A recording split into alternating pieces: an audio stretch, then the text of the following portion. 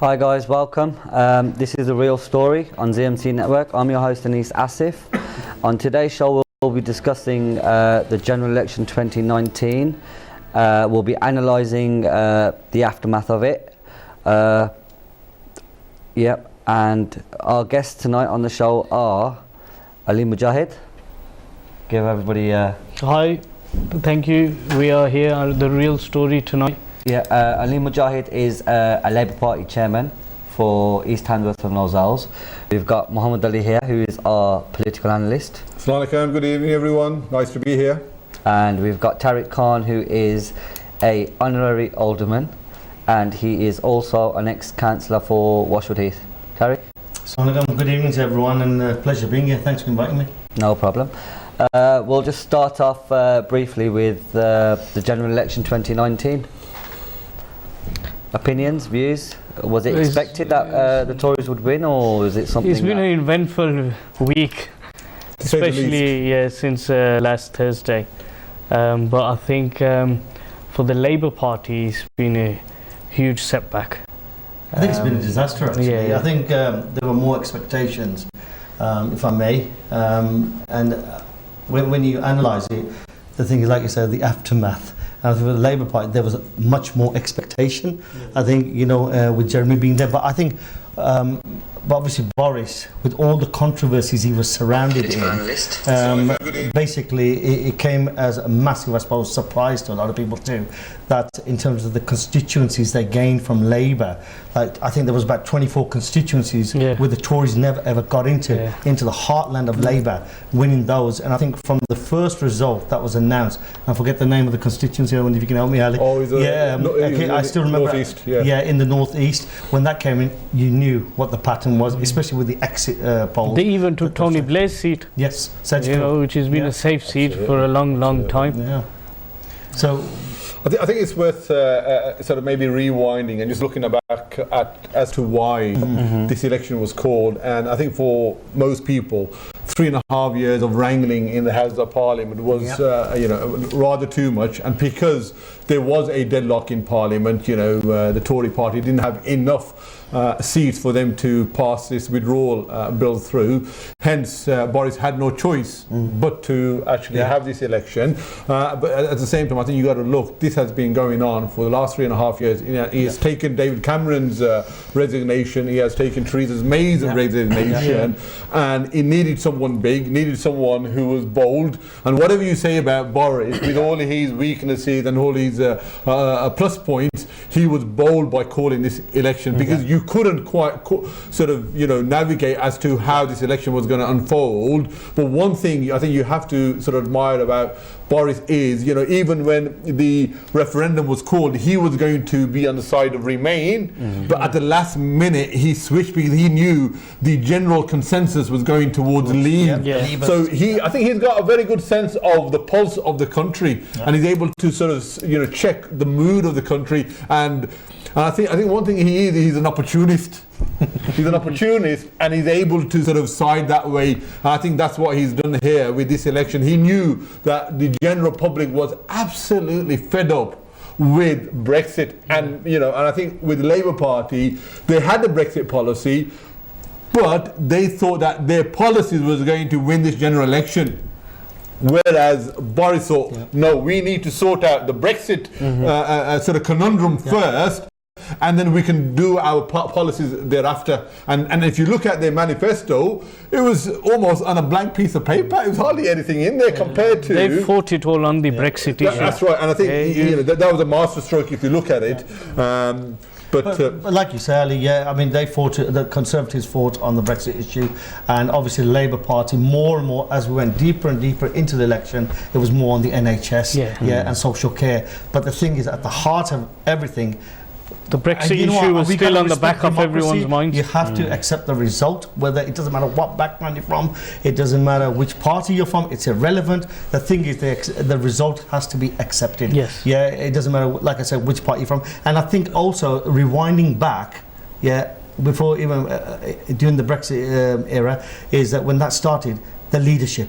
You had the leadership battles. And I remember when Jeremy Corbyn came in, and the thing is, there was all this hoo-ha. There was it was disunited, Yeah. the Labour Party, if I may put it that way, because I'm saying it from an independent view, looking from the outside outside, in. yeah. The Do thing you is, think- what I'm saying is that basically, if I may, that there was it wasn't united. Not everyone wanted Jeremy Corbyn, and I think from that day, it didn't make his life easy too, as we went into Brexit, as we went into the general election. So that made it difficult. Whereas Boris, he came in controversially. But the thing is, he stuck to his guns. With Jeremy, and the other thing is around Brexit. The thing is, I think what he tried to do, this is my analysis again, and talking to a few others, is that he tried to keep the Remainers happy And the Leavers Leavers, happy. yes. And you can't do that. You can't dither. You can't dither around, Okay, Boris has got his faults, but like I say, I think what was happening, Jeremy Corbyn was dithering there, and it should have been actually more decisive on the Brexit issue. Do you think a large part of it was due to the weakness within the leadership of the Labour Party that could have played a factor in obviously them not winning the election, or was it the policies in general? I mean, you've got Tony Blair coming out, even, what was it, yesterday? Yesterday. Even on the eve of the election, Tony Blair and John Major, for that matter, even John Major criticising Boris, and they're saying we don't want this type of leadership. So I think that doesn't help too. But the thing is, Boris is, if I can may put it, it's like a presidential style election this was. Let's face it, it's about personalities. Boris rises above that. The thing is, he may be seen as deceitful, a liar, conniving, this and that, but when you see him, he's a very statesman-like, and he'll get over that. I think Jeremy found it a bit more difficult, especially when you have had a successful leader like Tony Blair, who won 3 elections on the trot. And the thing is, he was an excellent in his own way. Okay, he's remembered for other legacies such as the Iraq War, but we're not talking about the Iraq War here tonight. But the thing is, it doesn't help the issue, and the thing is then undermining. And on the eve of the election, what you also had was one of the shadow ministers coming out, and the tapes that had been recorded against Jeremy. And the thing is, that did not help the issue too at the time, as much as whatever was going on controversially with the Conservative Party too at the same time, when Boris took the phone off the news reporter. Do you remember that? Put it in his pocket. Yeah, exactly. And so I think it didn't help in terms of the leadership. And then now you've got the infighting going on between the candidates, but that's another story. I'd like to come in there, Tariq. You mentioned about how, and it's also yourself, in terms of how insecure Jeremy Corbyn was.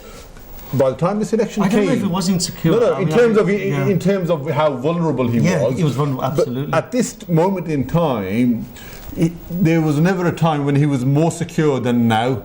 The cabinet, all the Labour Party MPs, the 500,000 members, momentum, they were all rallying behind Jeremy. So I think, when he first started, I think there was a period of adjustment where people were getting to know the Jeremy type of politics, and we had a period of uncertainty and a lot of bickering and infighting. But over the last 18 months, whereas the Tory party were in turmoil and you had Theresa May being undermined by Jeremy Boris Johnson, Rees-Mogg, and by Boris Johnson himself. It was actually, a period of, strong and stable. Theresa May's good old saying, that was the Labour Party holding that sort of strong. But unfortunately, like I said, if you look at our strategy, or the Labour Party strategy on Brexit, that it was a big downfall. But we say that, but if you look at the post-analysis from the people that actually voted in last week's election, what they said was the reason why they didn't vote for the Labour Party, the first reason was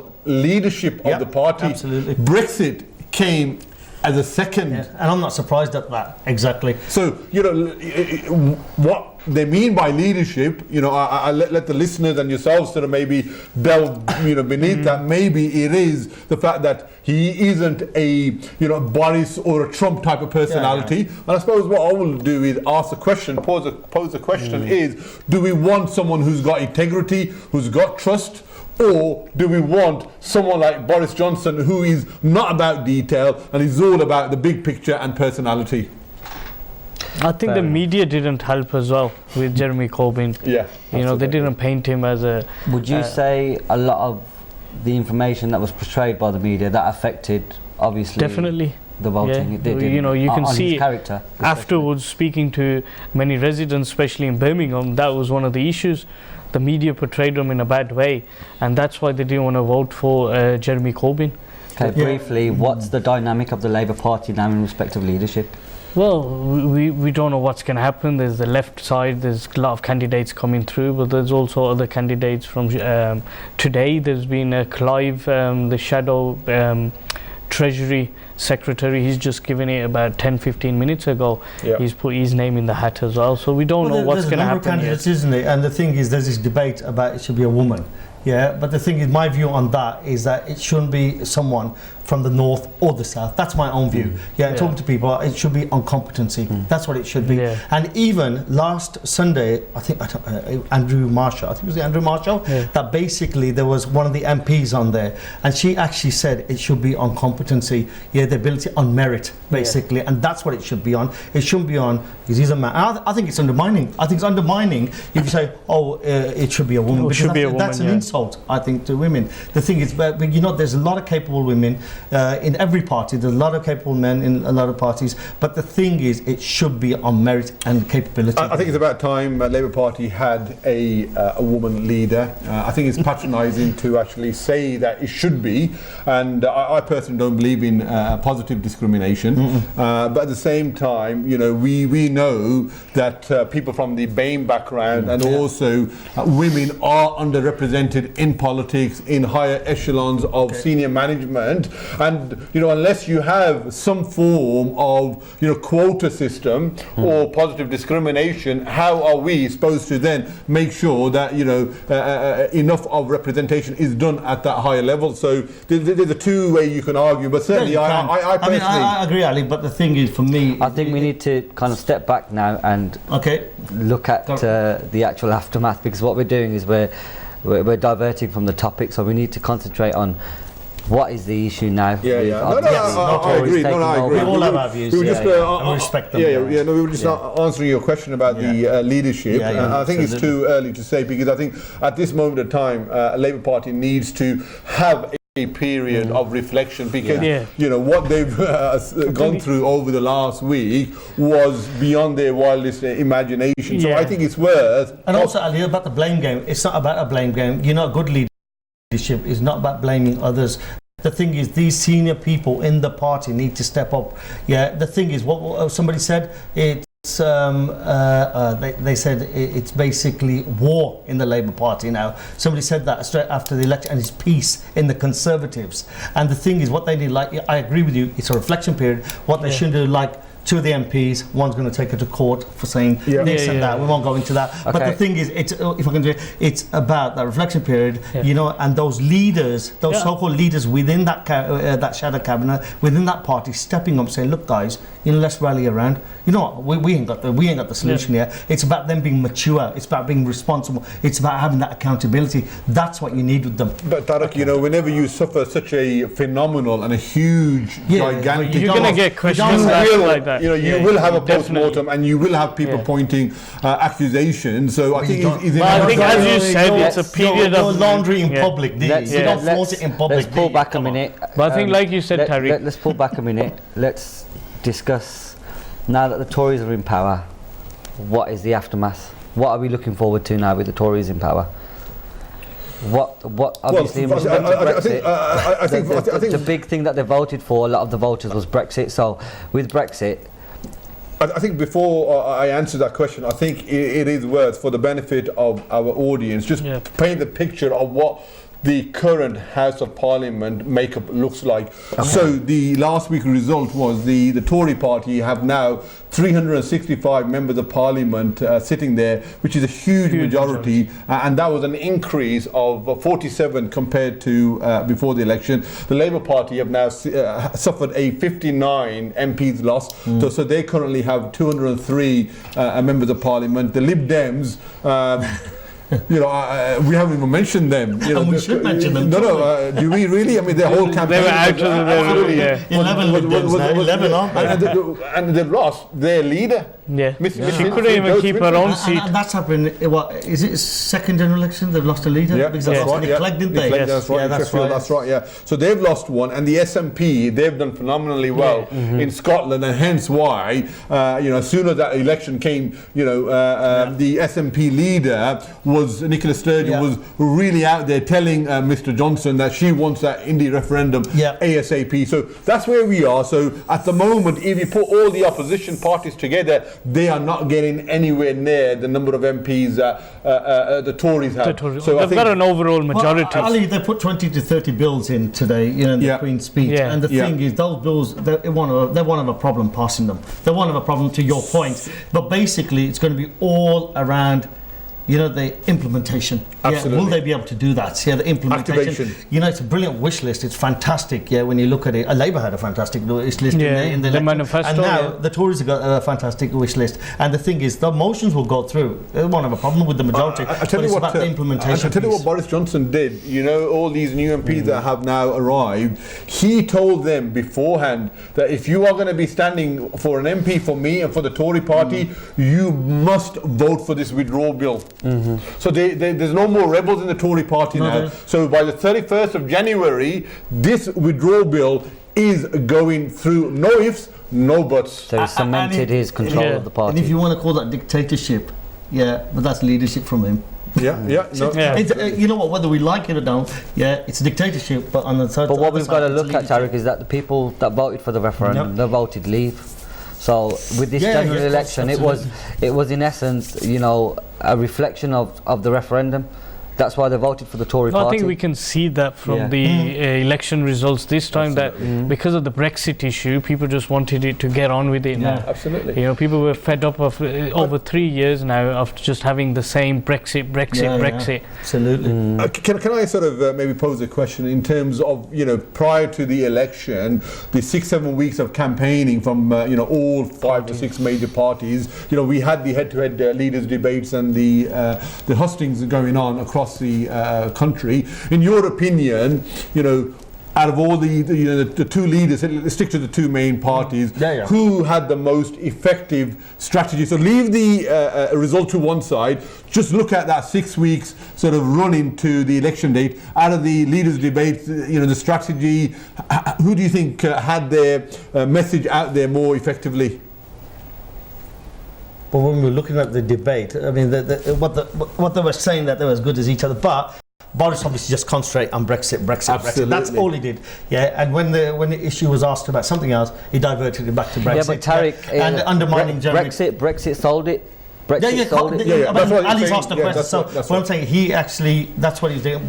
And we got back to the first point that when we were talking about, because at the end of the day, people, what was the biggest thing at the heart of it? It was Brexit. But Jeremy Corbyn, to be fair on him, he delivered a decent his manifesto. Policies, his manifesto were really good. As much as it was, the wish list looked, wow. You think, wow, where are you going to get the money from? Who are you going to tax? People got scared of that too. Let's face it, there was a scare for those, not the ones earning over £80,000, the ones who are in 5% bracket, but also, the ones who are earning 30, 40, 50,000. That question wasn't answered. But in terms of NHS, the policy looked really good. Yes. And free also Wi-Fi. social care, free Wi-Fi. That was a win-win. You know what? I'm going to get my notice into Virgin. I thought to myself, So from that perspective, I think he was very credible. Very credible. I think the Labour Party put all their eggs in the basket of that. We have to win this election by having fantastic a manifesto and improving the welfare state. And if there was any other election, I think Labour Party would have won this election definitely. hands down. But this is a once in a generation, once in a lifetime election, which was absolutely dominated by the Brexit issue. And unfortunately, I think fed up, weren't they? And I think this is where people thought the Labour Party policy of having a second referendum, and then when Jeremy was asked about, okay, which side are you going to be leaning on, and that wasn't again dealt with directly in terms of saying, I'm not going to to be going either way. You see, Ali, he wouldn't answer the question, would he? No. Even in the debates, yeah. Like I said, for Boris, he basically was avoiding the issue on any other subject apart from Brexit, and Jeremy was avoiding the subject of Brexit. Yeah. And the thing is, at the end of the voter on the doorstep, made it known at the polling station. But you know, Okay. what can I just pose a question? Because one of the things that came out during the debates and generally was that as soon as the Boris Johnson's photo appears or the name appears, one thing that it's synonymous with Boris Johnson is lack of trust. This guy has lied numerous times. How can we have someone of that caliber, of that character, as our Prime Minister? But why do you think they voted for him then? But this is what I'm posing now. So these sort of things now are less of an issue. Yeah, less do the of political they've gone out the do window. the political parties really know the voters on the doorstep?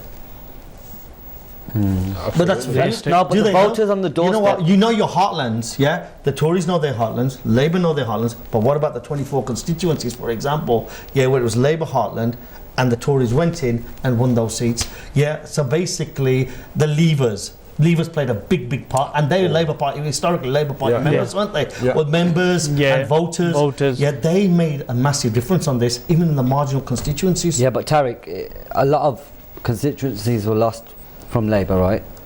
Yeah, And obviously they had the issue of Boris. yeah. Why did they leave from Labour to Tory? What would you say was the... Well, It was Brexit, wasn't it? it was Brexit because, you know, when they had the referendum, the thing is, obviously those people that voted, 17 to 16 million that voted, and the thing is, you had all different types of voters voting in that. Yeah, you had Labour Party people, you had Liberal Democrats maybe voting for Leave, and the thing is, and I think that followed, that seems to have followed pursuit, but at a devastating, it's like you said, you know, it's like a really proper detrimental, you know, majority in terms of the Conservative favour. Can I ask one question to Aleem? Do you think the Labour Party will recover from this? And Definitely.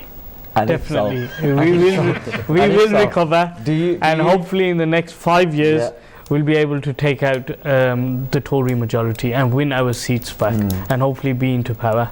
All we've got to do is get the right leader. Get the right leader and unite on the... Who do you think is the right leader?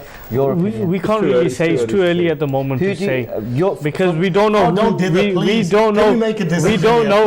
Please, you know, I'm getting sick and tired we do not know who. I'm getting sick and tired of this now. The thing is, stop dithering. Okay. Yeah, you must We have someone don't in know mind. who's coming in. Okay, No one. Not everyone has put You their got 5 hat. candidates there. Let me make it simple. Who are the 3 front runners, in your opinion? Well, there's. Can I come in there? Yeah. You know, I was watching a BBC reporter who was going around a supermarket, one of those supermarket, and she had 3 cupcakes, 3 different types, and she had Angela Rayner's photo on one row, she had Rebecca Bailey on one row, and Emily Thornberry on the other, and she went round, and the clip that I saw was she went to 2 young girls who were of a African black descent, and she goes, "Oh, which one would you prefer as a leader?" And they said, "Where's Diane Abbott here?" Obviously, she wasn't there. "Where's Dawn Butler here?" Please, She Ali. goes, "Oh no." You know, so at the moment, I think it's too early to say, but at the same time, we do need a cross section. Well, the Labour Party is under a period of reflection. So we have to wait until the NEC puts the timetable out from the 7th of January, and then we'll see who the contenders are, and then whoever the membership decides. Well, you got we will unite. Keir Starmer, Emily, like Ali said, and Rebecca. And you got Clive Lewis as well. And you've got your Birmingham MP too. I think you're Phillips. Phillips, Let's pull back from that a minute. Let's go back into what we were originally discussing. Brexit, 31st of Jan. What's going to happen? Well, as far as I'm concerned, the withdrawal bill will be enacted, and we will be officially out of Europe. But that is where the hard work starts for Mr. Boris Johnson, our Prime Minister, is because he has now, I believe anyway, unnecessarily put a rod on his back and put undue pressure on himself by then having another second deadline of 31st of December where he wants to have a trade agreement with the 27 other countries. It can be done, and Boris Johnson has proved that he's able to sort of negotiate deals. But in 9 months, for him to have a deal, and these trade agreements are notorious for their long period of negotiation. 3-4 years is normal. So for him to do it in 9 months, I think will be an ask. And you said that there's a good chance that we will be, or the Labour Party will be re-elected in 4 or 5 years' time if Labour Party have a good leader and Boris Johnson isn't able to get that trade agreement and the economy goes down, then I can see that happening. So at the moment, it all does seem doom and gloom. Yeah. But a week is a long time in politics. Yeah. 5 years is an eternity. Yeah. Okay, so would you say it's like a gamble for Boris now? So it's No, make or I think break? it's a gamble in terms of him getting a trade deal with America, with the likes of Australia, Japan, and also Europe, in terms of getting it ASAP, because with all due respect, we are a single country trying to get a trade deal with other countries. It's not a priority for them. It won't be a priority for Europe. Yeah. So let's not sort of be. But it depends on his relationship with Europe too. In terms of how he gets on with them too, in terms of how the leaders perceive him. So it's about that relationship. And like Ali says, it's 11 months, isn't it? To get that all in order. And in terms of the economy, we're saying that promises.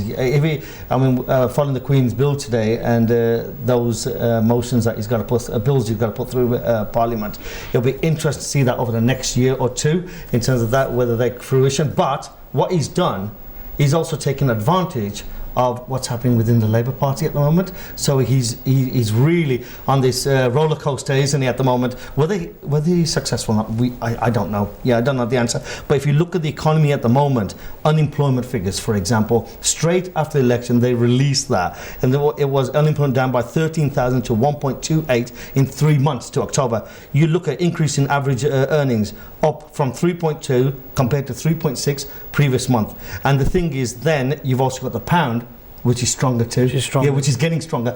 Whether that sustains that, maintains that, I don't know. But the thing is, at the moment, the economy seems to be getting a bit more improving. We will see how that happens after Brexit. Yeah. There's going to be an impact after Brexit. To see what the impact will be. But it depends what policies, what he does in between that period too. In terms of what's going on in Whitehall. The conversations that are being had.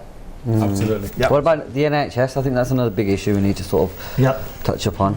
With obviously the privatisation, I think I read somewhere that I think was it 13%'s already been privatised. I think it's 17%. I think one thing we have to realise about the NHS is that when we are having these trade agreements with other countries, as Trump said, nothing is off the table. And what he means by that is NHS, the jewel in our crown, is there to be negotiated, because when you are spending £120 billion on the beloved NHS. Any outside country will want a piece of that. 120 billion, right, is a big chunk.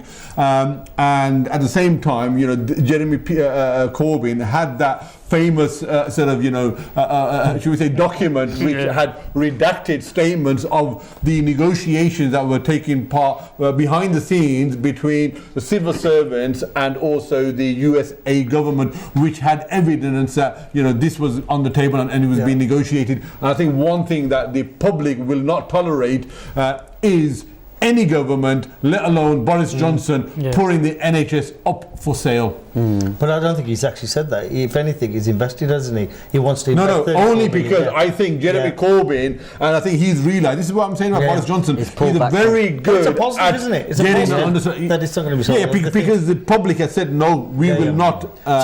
So that means he's listening. He's listening. Which is a good thing, which is a positive thing. The as I said, Party, I'm not a Boris or a Jerry supporter, but the thing is, you at the end of the day, but the bottom line is 34 billion. Is committed to. Thing is, nothing about selling it off. But like I say, it is a positive that is in the right direction. Tariq, let's hope. Tariq, what you're saying now, obviously, he's taking the general public's opinions on board, and obviously, I think that's what it seems like. Which is a good thing. It's a positive thing.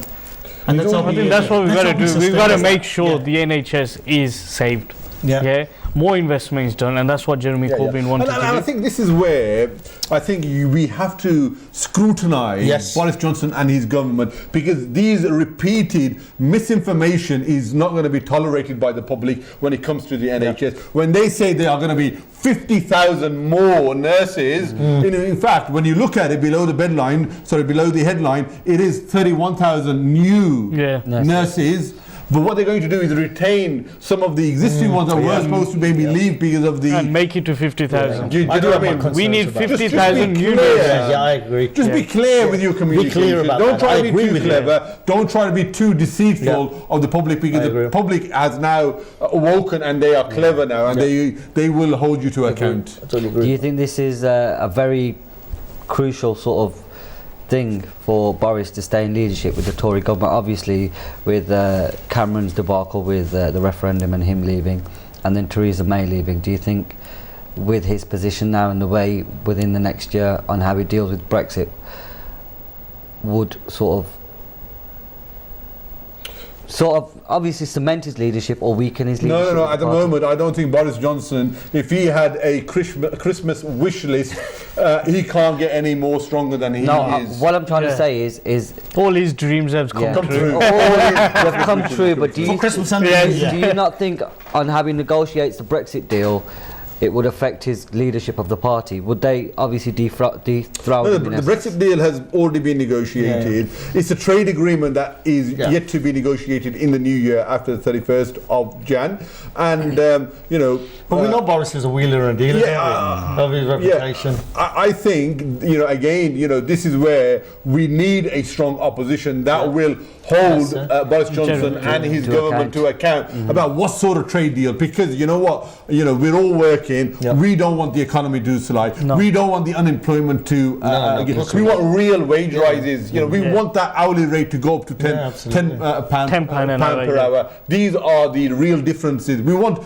the abolishment of the 0-hour contract.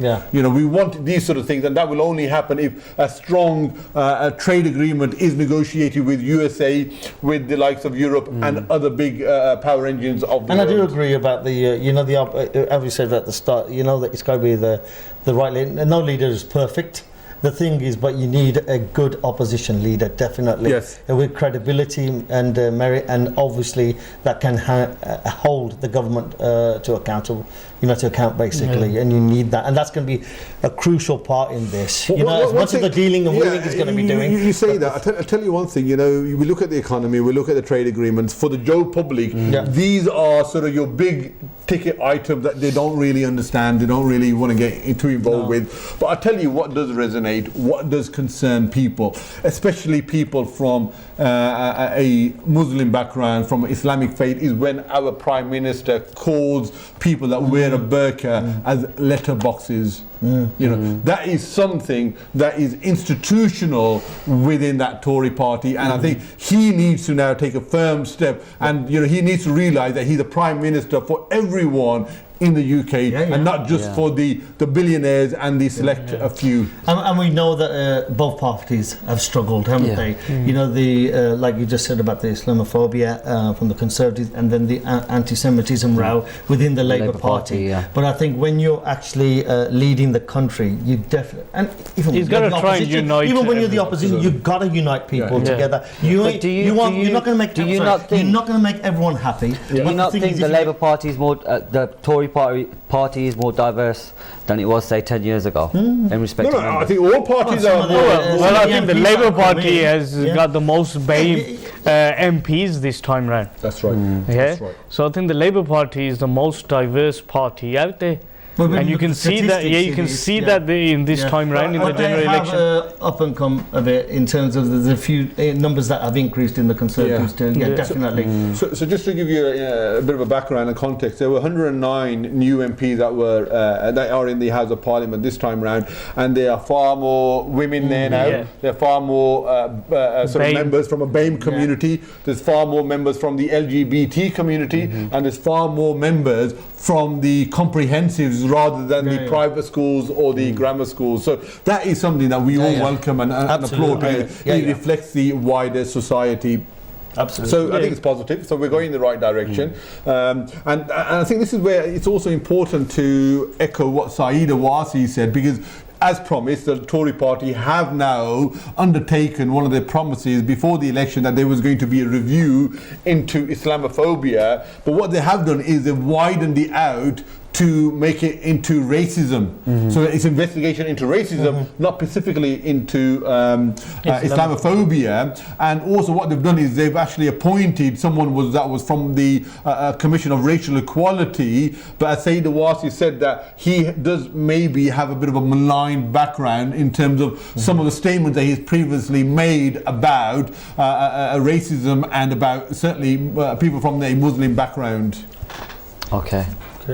So it's like a two-edged sword, basically. Well, it's someone, but you know, with any inquiry, you need to have faith and confidence into the person who's leading the inquiry. At the moment, it's too early, but someone who has been championing this inquiry, if she is got a big question mark, and also the MCB, the Muslim Council of Britain, they also have a question mark as someone that has been appointed. You know what, there needs to be a proper, well, we know this process is procedure in play, but it's about what happens, what's the outcome of that. I think Ali's right in respect of the credibility. That's a big thing. So it needs to be somebody of a credible stature. If you haven't got somebody like that, it's a bit like then it's like the impeachment row, isn't it? Should we finally get around to talking about the Lib Dems? I think it's worth the thing that the only reason is you know, because to be fair, the Lib Dems are they've had a disastrous campaign by any stretch of the imagination. There's no two ways about that. Honestly speaking, getting in the rhythm. Away from Labour Conservative. Let's get to the Liberals. I think it's worth just touching on that, because they've had a disastrous campaign. Yeah, they have. They weren't even in the reckoning. They took the ITV to court first because the fact that they weren't in the leadership debate. And the fact that she mentioned that, there's no reason why I can't be Prime Minister. With your 12 seats, you're going to be Prime Minister. So I think there was a sort of real dose of reality by the voters. But also, I think this is the thing that I found very contradictory when she took the ITV to court. The fact that she's not on stage with Boris Johnson and Jeremy Corbyn, the fact that that is undemocratic. But then at the same time, as a party, and it was the only party that wanted to revoke Article 50 when the country voted to leave, she goes, we are going to be a party of Remain. Talk about the pot calling the kettle black. Why are you being undemocratic and reversing what happened 3.5 years ago? I think also on top of that, and we're being vocal about it, is that what didn't help is her track record in terms of the voting in the past, and particularly students haven't forgot. The students haven't forgot in terms of tuition fees and the Nick Clegg as to what happened with that, and that we can't forget as to what happened in the past too, and people do remember that. People would put their faith in the Lib Dems. That's what one of their grassroots policies was in terms of the tuition fees. Obviously, they've been also dithering on a few other things. And the thing is, but like you said, I am totally with you on that in terms of the way she's actually behaved to, in terms of that I'm going to get elected as the Prime Minister. She couldn't even keep her own seat. 10, 11 seats. I think to look at that tells it all. We need to forget about the Lib Dems for the minute. We need to look at I think everyone has. we need to, in essence, there's two parties at the forefront: the Tory party and the Labour party. And obviously there's the SNP, which is they've done really well. I think they may be a new force to be reckoned with. So. No, that's fine. No, I think SNP are a major player now, and I think you have got Nicola Sturgeon, who is a very astute politician, and she knows that she has got Boris Johnson by the short and curlies, and you know what, alongside the Labour Party, I'm glad you said short and curlies. And alongside the Labour Party, I think they are the real opposition, and if you look at it, their case for having a second referendum is relatively strong, because if you look at the referendum, a majority of 70% of the Scottish public voted to remain. But whereas UKV voted to leave, and now on the 31st of August we will be leaving, and this is what Scotland don't want. So what she is saying is, if you give us the second referendum, and if you have it Scottish public, then there's a chance that we will stay within Europe So she's tying Europe with the second referendum, and she's being very clever about it. Let me hold you there for a minute. We'll have to go to a short break for about 5 to 10 minutes, and we'll come back and we'll continue with Mr. Ali's analysis of the SNP party. So we'll be back in the next 5 to 10 minutes. Thank you for watching, and we'll see you shortly. Thank you.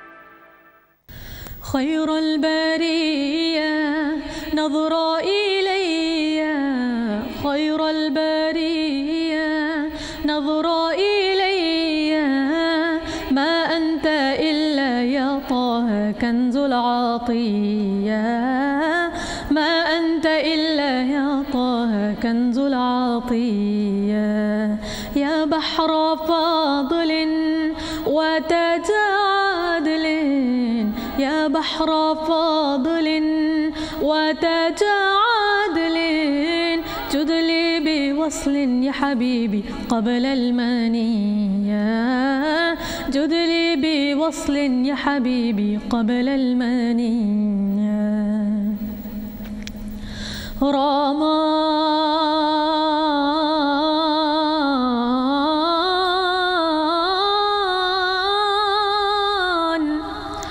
يا سيد السادات جئتك قاصدا أرجو رضاك وأحتمي بحماك، والله يا خير الخلائق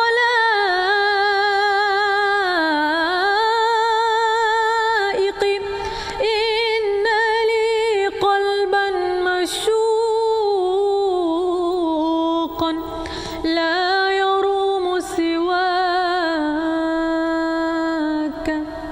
حاشاك تغفل عنا وتبخل، حاشاك تبخل عنا وتبخل، يا خير مرسل يا حبيبي ارحم شجيا، يا خير مرسل يا حبيبي ارحم شجيا.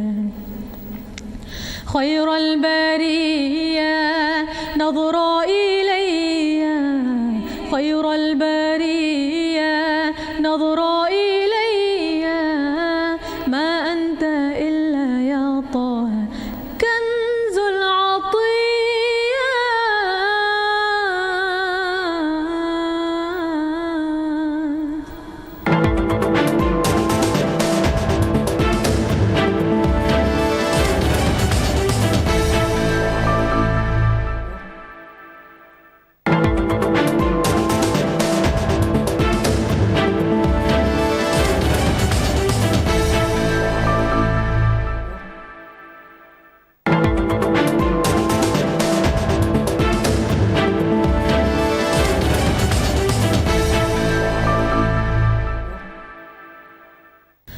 خير البرية نظر إلي، خير البرية نظر إلي، ما أنت إلا يا طه كنز العطية، ما أنت إلا يا طه كنز العطية، يا بحر فاضل وتاج عدل، يا بحر فاضل وتاج عدل، جد لي بوصل يا حبيبي قبل المنية، جد لي بوصل يا حبيبي قبل المنية.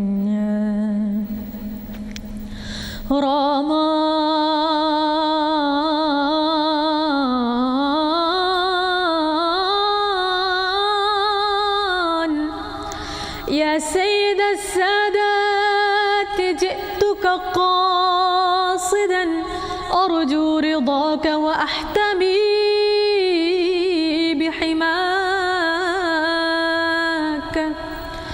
والله يا خير الخلائق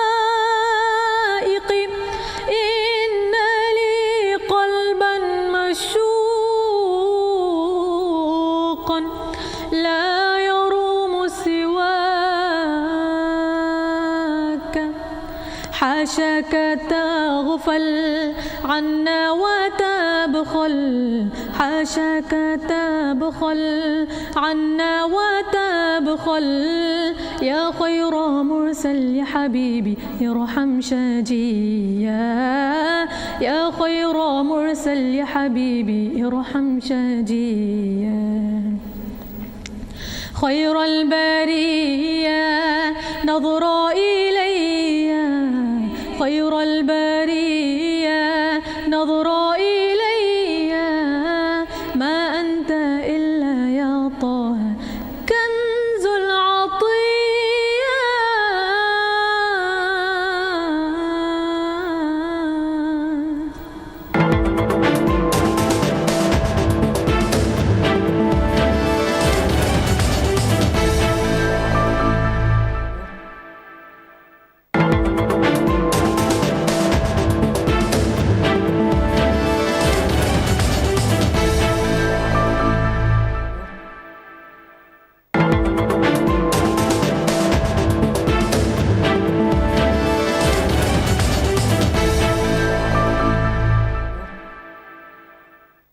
خير البرية نظر إلي خير البرية نظر إلي ما أنت إلا يا طه كنز العطية ما أنت إلا يا طه كنز العطية يا بحر فضل وتجادل يا بحر فضل وتجادل جد لي بوصل يا حبيبي قبل الماني.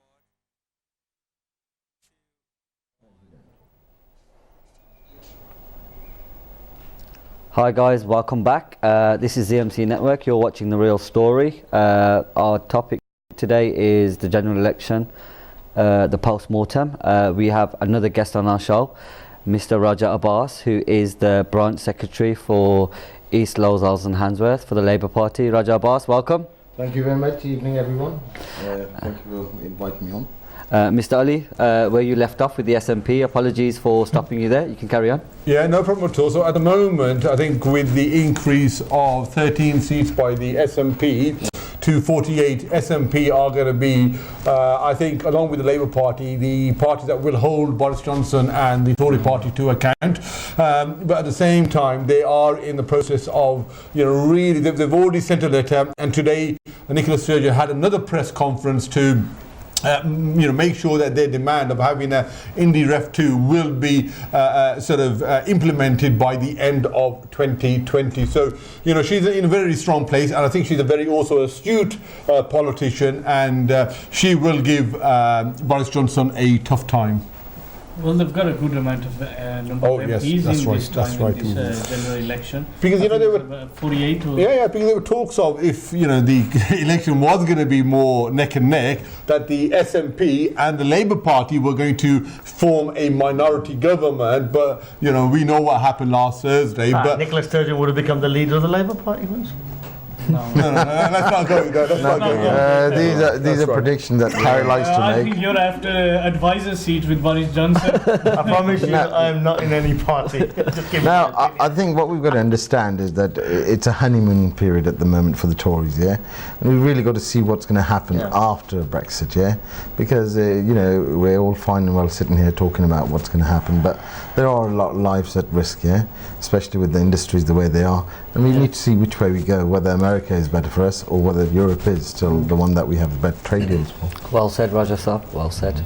Mr. Ali? Well, I think you can't ignore, as an independent country now that we are post Brexit now on the 1st of February, we can't ignore anyone. We will have to make unsavory deals, deal with unsavory characters, just because we need that that trade deal. We need to have those agreements with all sorts of countries.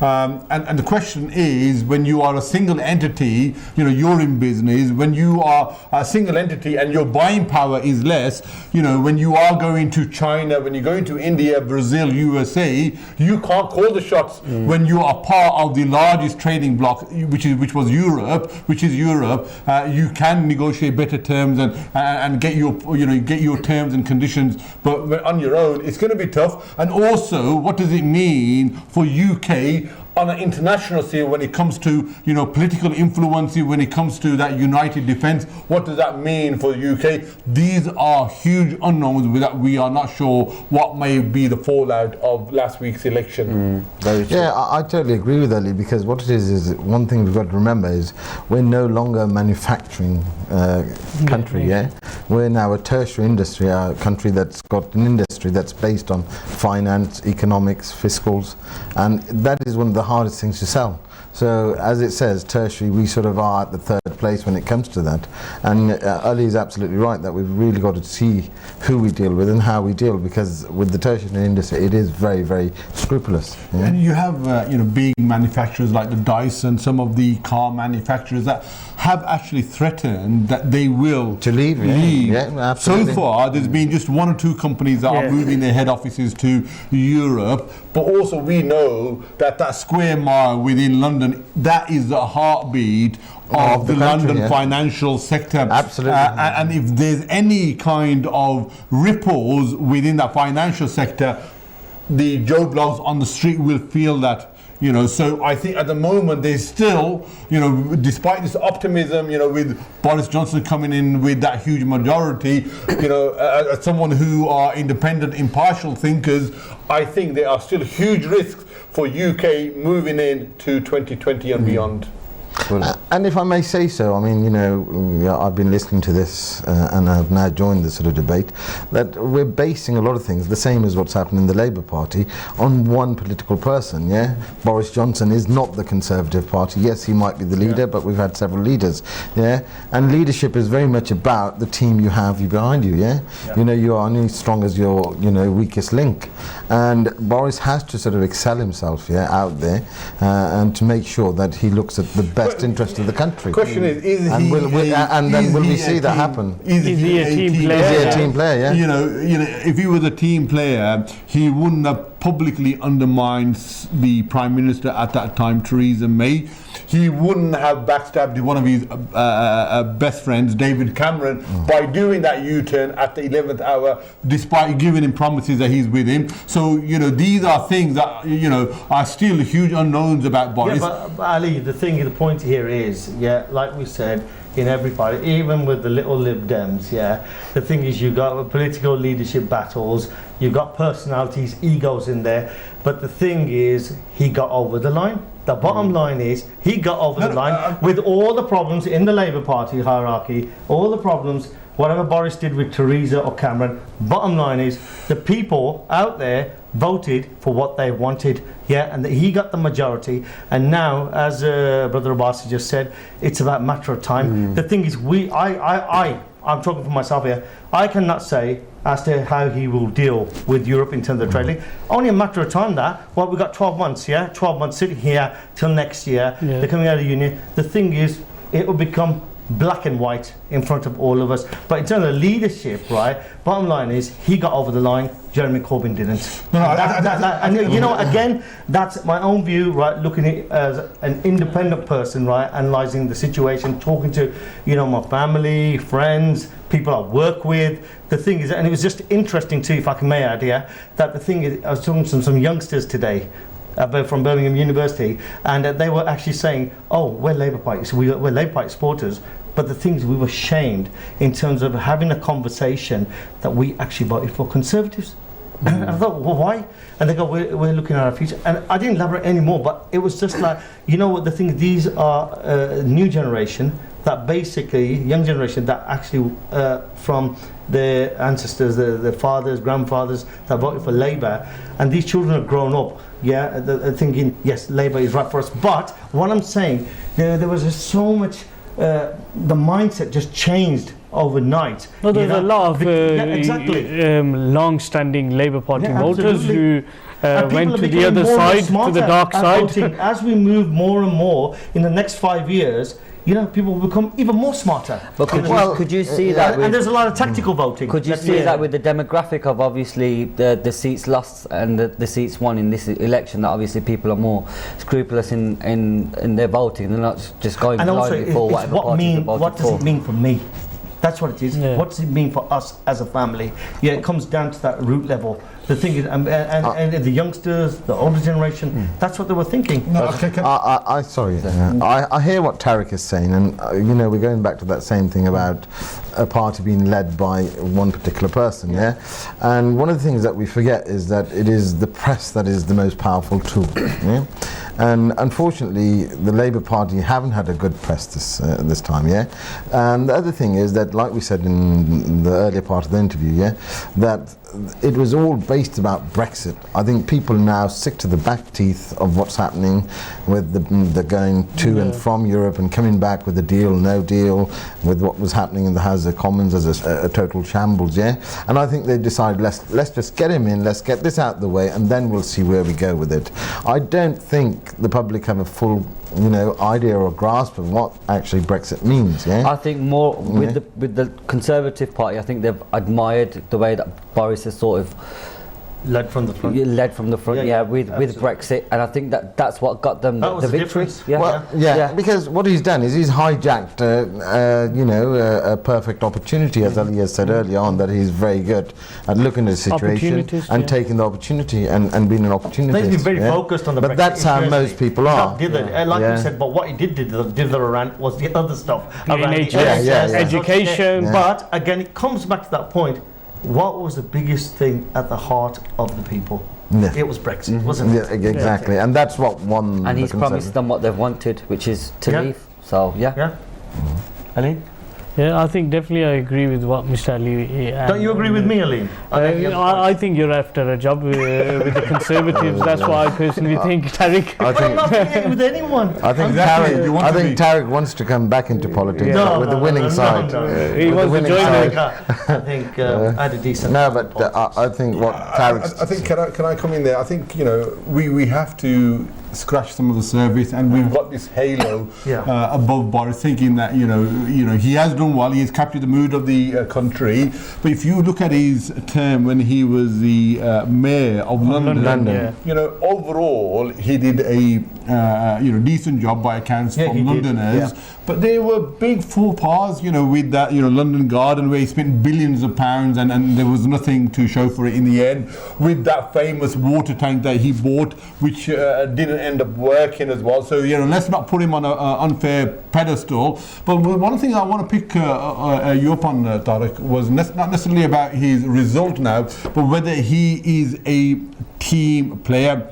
You know, I personally, from what I see, don't think he's a team player. You know, he is all about one person, himself. And, you know, fine, he's got to where he is, you know, and the good thing is all the cabinet, you know, realize that, and they know that, you know, they can't, you know, undermine him. He's such a big personality that he will dominate. And I think the cabinet is such that reflects that. Jacob Rees-Mogg, before the election, was a big, powerful figure. He's also the chairman of the party now, part of the ERG, and he was completely sidelined during the election. You know, he completely, again, that was maybe a good point by Boris Johnson, because he thought, we don't want this elite, a person who, you know, is a millionaire, you know, comes across as a very posh-tosh, and because the accusation by the opposition parties, in particular Jeremy Corbyn, was this is a party for billionaires, and you've got someone who's then representative of that figure.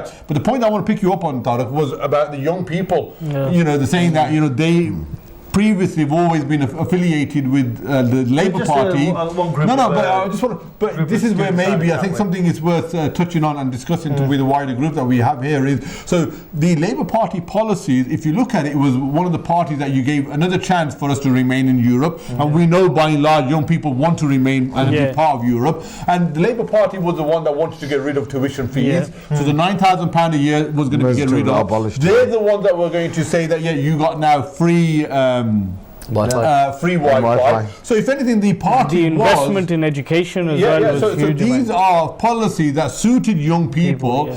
But conversely, when it came to the time of the casting the vote, they went for the Tory party. So was there communication? We don't know if they all went What I for said, a group of students. A group of students. That was it. You can't generalise it to the whole party. But there was a big turnout of young adults coming out this time. And a lot of them liked Jeremy Corbyn. A lot of them liked them. Because I was out on election day, Especially and the tuition there was a fee lot of young people out there voting. The Ali's question in terms of he posed a question in terms of is he a team player, Boris? He doesn't come over as a team player, to be honest with you. But the thing is, and I said this earlier on, that the thing is, he seems more dictatorial. Yeah. The thing is, it's my way or the highway, basically. And the thing is, but you need, at the same time, you need to obviously, the thing is, a leader that's got focus, direction. I think that was the difference. Again, going back between him and some of the other leaders of the parties. And because, like I said, the guy was really good at detracting away from the issue. But if I can sort of return, Tariq, you say he had what's name's direction in that. He didn't. He had one particular, political one direction. But that one direction was the difference, wasn't it? In the result that was delivered. That's fair enough, in the sense that he used, the concept that was there and knew that was the winning. I don't get paid by He took the opportunity. He took the opportunity. Would you not say everybody else tiptoed around the Brexit issue, and he actually went there and he said that we're going to deal with it? Well, it's been 3 years. Absolutely, and that's what won in it. Because the thing is that it's a presidential election type. This was, it was like a presidential election. It was about personalities, whether we like it or not. The thing you look at Boris hasn't got personality. What I'm saying, it was about characters and personalities. It was Jeremy Corbyn versus Boris Johnson, and the thing is, and it shouldn't be a one-man party. I don't believe in that. But the thing is, that's how it came over. The debates. On the campaign trails, I think Jeremy Corbyn did well in the debates. It's fine, mate. When I spoke to people, they said, they didn't speak about the Labour Party. They didn't talk about the Conservative Party. They said, Boris is doing this. Jeremy's doing this. Because that's how it is. It's always based. I mean, but it hasn't always been like that. No, but whatever you have, it's always the leader that follows. It's followed by the. And coming back to what you're saying, Tony Blair was in power. Yeah, I mean, you see, it was all about Tony Blair. It was all about Tony. You see, there's a saying that the pen is mightier than the sword, which it is. And what's actually happened is we keep on forgetting the fact that Boris Johnson had the press behind him. They had abundance of money. How do you know the press had him behind him? Oh, absolutely. You look at it. You can't claim that. No. You can't claim that the Labour Party or the Conservatives. With the greatest respect, that's what actually happened. I know. How can you? There was a time when they didn't like him, and now he's the best thing since sliced bread. He's a bit like, what is it, Bob, whether you like it or you don't. We're good friends. We have a debate, and that's what it is. So, but let's see what happens. Like we said, it's early days. And we'll see what happens in 2020. Definitely. Let's get Ali in here. Yeah, I just want to say, in terms of the lead up to the election, this was one of the most dirtiest and toxic campaigns ever. So much so that normally you expect a certain level of electioneering and campaigning, but this election where they went below the belt, they had the Twitter handle for the CCHQ for the Tory party, and they changed that handle to make it as Fact Check UK. So whatever they were saying, the person that was following that would say, look, this is actually by a independent, established authority giving us the real facts, which was then anti-Labour. These are some of the media tricks. And you've got to understand, you've got the print media, but you've also got the social media, which is much stronger. Which is much stronger nowadays. And you've got to look at also the amount of money that was spent, because if you look at the Labour Party donation, they spent about a tenth of what the Tory Party spent, but their donation was a culmination of £5, £10, whereas the Tory Party donations was hundreds of £1,000s by a very few select individuals that wanted Boris Johnson to win.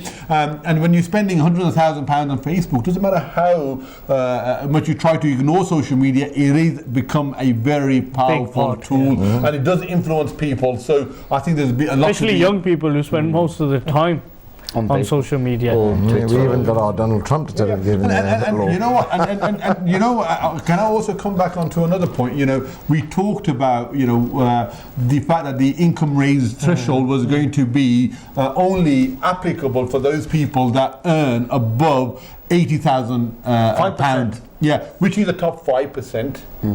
But again, this was then maligned to make as though that everyone is going to be having their income But tax he was asked a hiked. question.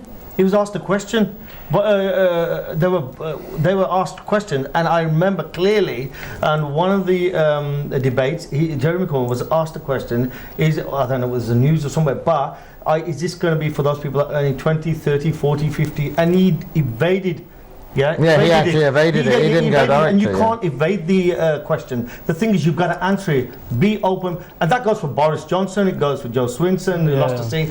All of them. Yeah, be honest they about did. it. And you know what? You're right. The thing is, this election, one of the most controversial, dirtiest elections I've ever seen. It put people off. But then we say it put people off, but people came in their hordes, didn't they? Their millions It was a big to turnout. vote because they had enough. And that's what they came out for. And going back on that dirtiest campaign, West Brom, which is a mixed community there, and we know Tom Watson resigned just before the election, and there was a person from a Middle Eastern descent that actually was shortlisted to take over from Tom Watson, and the Tory party were clever in their communication. Obviously, we know it was about Brexit, but they had leaflets that were specifically talking about immigration and how they were going to stop immigration, how they were going to make it more difficult to have the Australian point system. So they knew the demographics of that black country. They knew that this was going to resonate well and be decisive in the implementation, and they played up to it.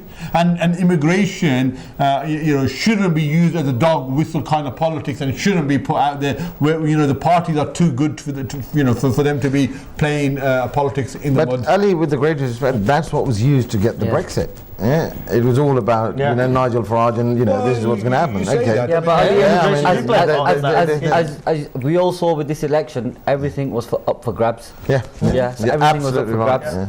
It was. Yeah, it was. So the bottom line is they used whatever tools they could use. They used whatever they could use to get where they needed to get but to. you don't use a sensitive topic such as immigration to play on people's fears. This is fair politics. Yeah. We're beyond that. We shouldn't be, playing on people's fears in order for you to then. But what you're doing is then you're playing to the extremist. We don't want people going down that right-wing extremist agenda and neighbours, fighting against you just because you want their vote. If that is politics, then I don't want nothing to be part of it. You can have a sensible debate. I mean, I believe that you can have a sensible but even with the referendum, but this is where Boris Johnson is responsible. Even with the referendum for the EU, immigration played a big part in that, did it not? Absolutely, it's a Yes, key. it did. It's It a did key play a part. part. It's a key 17 catalyst, million, and not just here. I mean, if we go across the pond, it was the same thing there. And we're having those ripples here. Immigration was just one aspect of Brexit. People also wanted for us to be independent of the whole sovereignty. Sovereignty. They wanted to question why are we paying £12 billion a year to the Europe? What are they doing for us? So there was a lot more than just immigration. But I agree, immigration was part. It played a big part. But during that era, there was a spike in attacks not only on people from a BAME community, but also people from East Europe. A lot of them went back in droves because they felt unwelcome. Absolutely. So Britain was no longer a place for all people. It just leaves a very sour taste in my mouth.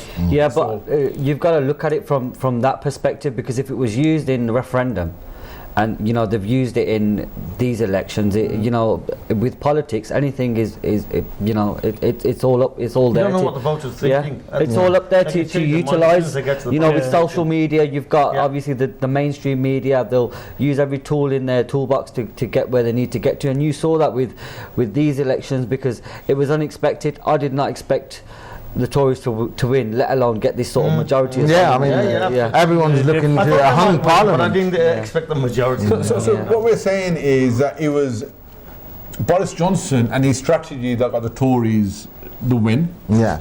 So are we saying now that it was Jeremy Corbyn that actually caused the Labour Party to lose, or was it their strategy? Because at the moment there was a big phenomena about Corbynism and Corbynista.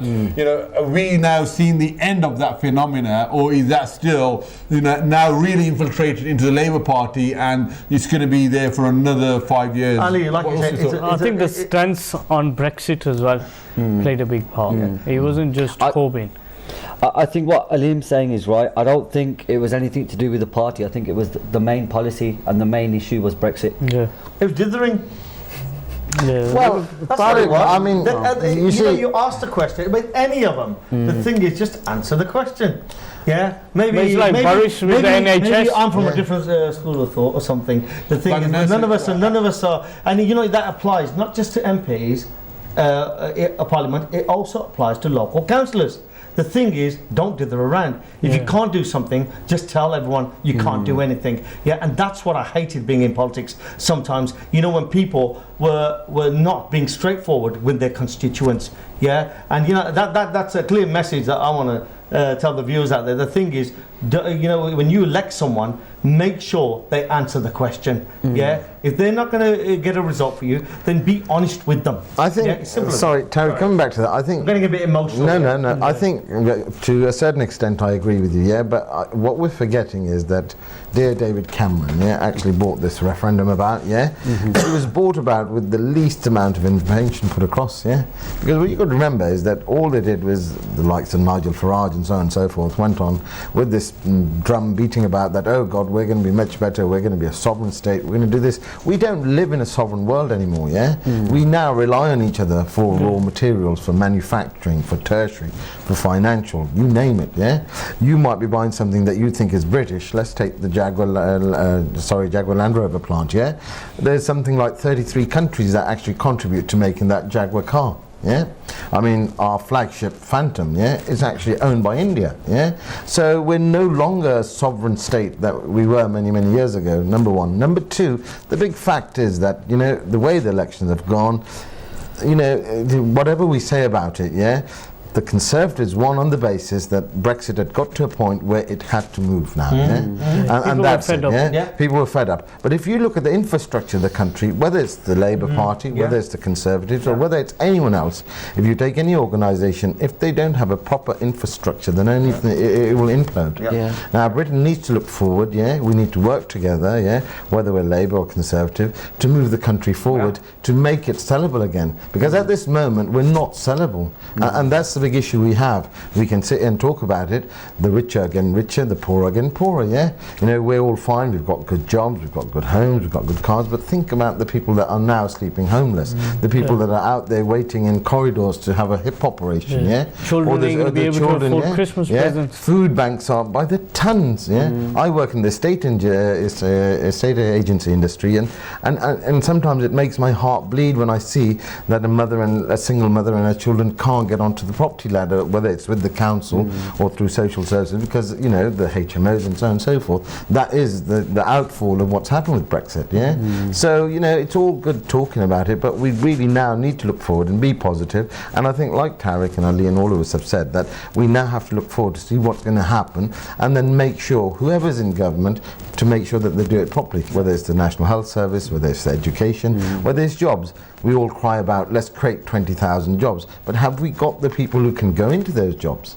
Because we've not indoctrinated those people to actually do that. We've created a lazy society, unfortunately, We talk about obesity, But the thing is, we've stopped sports in schools, we've stopped sports centres, and so on and so forth. Cuts and so on and so forth, So we really need to get back, But what's quite funny is that, you know, the Tory government have now and the Tories are the ones who cut it, but, you know, Tariq will say... austerity from Boris all down to... But the Labour Party can only do so much. I'm just pointing it out now. And Ali is getting wound up, but we'll keep him at bay. He'll keep me at bay.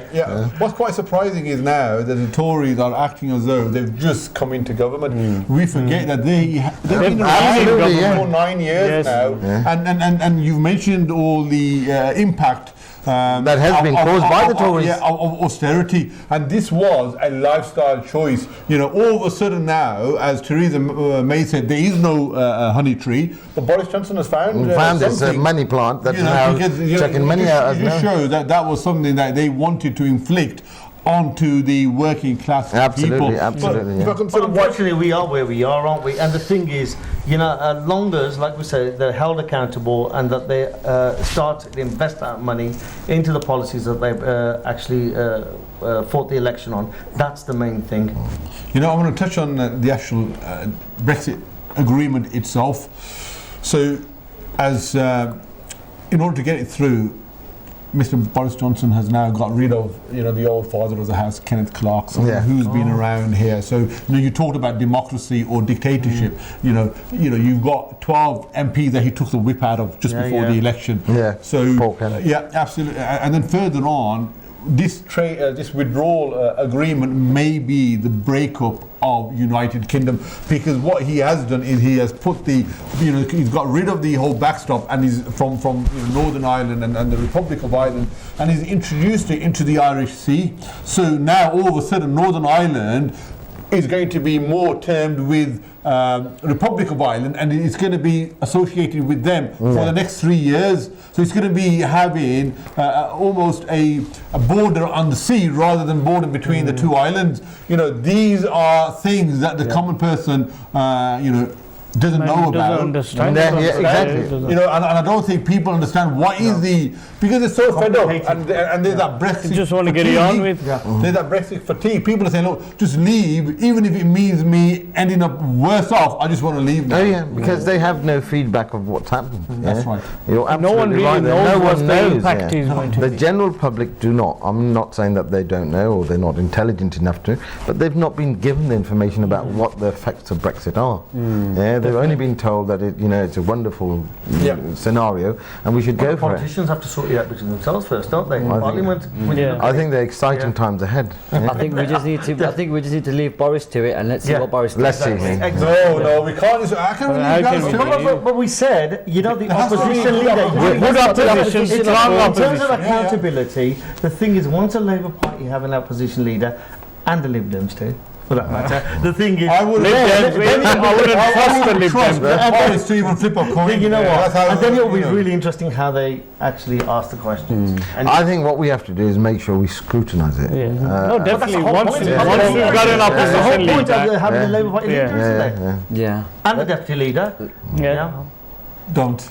I'm sure. I just said, we look forward Look, to finding a out. leader and a deputy leader. Tarek, we're in reflection at the moment. Yes. We're looking for solace in the Labour Party, and hopefully, I did say we that. In the new year, we will come back with a vengeance. I'm sure you will. I'm sure you will. Definitely. Yeah, and you're most welcome to come back to the Labour Party anytime. Anyway. So, guys, do you want to finish off with a closing statement and from our viewers? Tariq, we'll start off with you. I'm pleased. You're the most. I'd like to. You're the most charismatic here, so we'll give you the stage. As always. No, I think I've said a lot, and you know what? It's been a great debate actually, and the main thing is it's what's right for the country. The thing is whether it was a Labour government that had come in or Conservative, but it's the impact on people at the end of the day. That's the most important thing. You know, those elderly, those young people, and that's what we have to think about. You know, and that is the future of the country. You know, future of the country, and we are in challenging times, and an environment where Brexit. It turns out how that pans out in the next 12 months with what the Conservatives have promised. And like I said to my point, the thing is, they've got to be held accountable when the next Labour leader comes in. So that will be really, really interesting to see that. And a final point, like I say, it's an impact on the country and those individuals. That's what concerns me at the end of the day. And let's give it a bit of time the way I look at it. So that's it. Thank you. Raja, boss. I think Tarek said most of it. Yeah, it doesn't leave much for others, but never mind.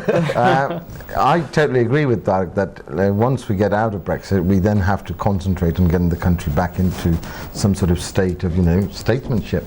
And like Tariq said, that it is based about the people that are on the ground, yeah, the elderly, the young, the vulnerable, yeah. And you know, Britain is great, yeah. I'm proud to be British, and you know, I hope that we can get out of this sort of turmoil and this, you know, this bog that we're stuck in, and then, you know, show the world that we are the great Britain that we are. And I just pray that, you know, they know what they're doing and they have some sort of humanity, no matter who they are, towards the people that do matter, which is the general public. And I'd just like to say thank you very much for inviting us on this. No problem, anytime. Ali Saab? Thank you. We are in uncharted territory. It's been a it's been a real turmoil. It's been real divisive over the last, I would say, couple of years certainly. And I, for one, I'm glad that the election is over, despite whatever the result is, that we have now a roadmap in terms of how we leave Europe. I think the country has voted for us to be out of Europe. It is democratic for us to now go on that roadmap. But I think one thing we definitely do need is we need strong opposition to make sure that Boris Johnson and his Conservative Party are scrutinised, are held accountable and are challenged in every step of the way, because this is a very decisive moment for us, and if we get it wrong, the impact of that will be felt for many generations to come.